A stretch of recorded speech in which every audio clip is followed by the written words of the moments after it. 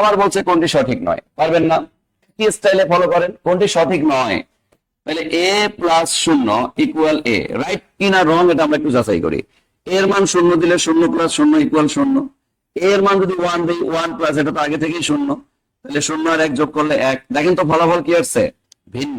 ফলাফল ভিন্ন আসলে চলকটাই উত্তর হয়, তাহলে চলকটাই উত্তর আছে, তার মানে এটা রাইট, এটা রাইট। কিন্তু আমাকে বের করতে বলছে কোনটা সঠিক নয়।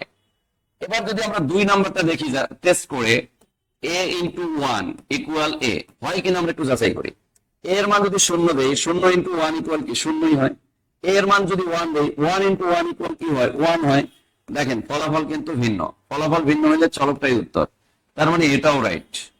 এবার যদি আমরা পরেরটায় চলে আসি, গ নাম্বারে, দেখি যে গ নাম্বারটা রাইট না রং, এটা আমরা একটু যাচাই করি। গ নাম্বারে দেখতেছি এ প্লাস এবার আছে, তাহলে এখানে এ এর মান যদি আমি শূন্য ধরি তাহলে এটার মান ওয়ান, শূন্য আর এক যোগ করলে একই হয়। এটার মান যদি এবার আমি ওয়ান ধরি তাহলে এটার মান কত ধরতে হবে? শূন্য, তাহলে এটারও মান কত হবে? ওয়ান। তাহলে এই দুটার ফলাফল ওয়ান, ওয়ান কি দেওয়া আছে? আছে, তার মানে এটাও রাইট। এই বেটা তাহলে রং। এই বেটা কেন রং তাও আমরা একটু যাচাই করে দেখি। তাহলে এ ইন্টু এ বার ইকুয়াল ওয়ান, এটা রাইট না রং একটু যাচাই করে দেখি।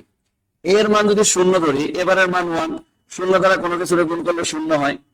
এর মান যদি ওয়ান ধরি, এবারের মান শূন্য, আবার শূন্য দ্বারা কোনো কিছু গুণ করলে শূন্য হয়। উত্তর হওয়ার কথা শূন্য, কিন্তু দিয়ে রাখছে ওয়ান, তার মানে এটা রং। তাহলে কোনটি সঠিক নয় বলছে, তাহলে বলেন কোনটা সঠিক নয়?